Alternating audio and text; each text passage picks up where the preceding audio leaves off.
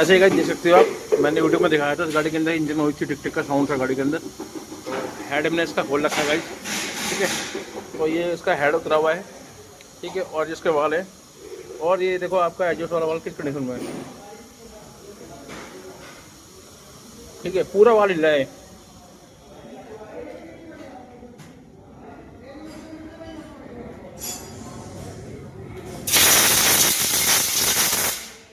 ये गाड़ी कितनी प्लेट इसके अंदर,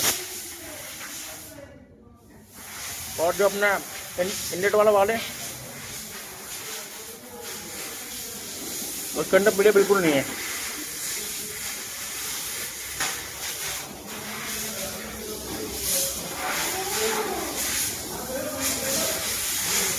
देखो,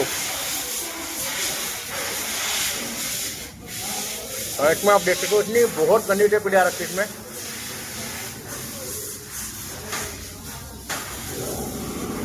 देखो गाइस, पूरा वाल डांस कर रहा है।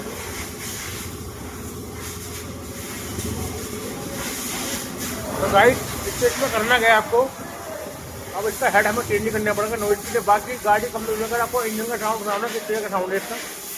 तो गाइस चैनल को लाइक करें, सब्सक्राइब करें, बाय, टेक केयर।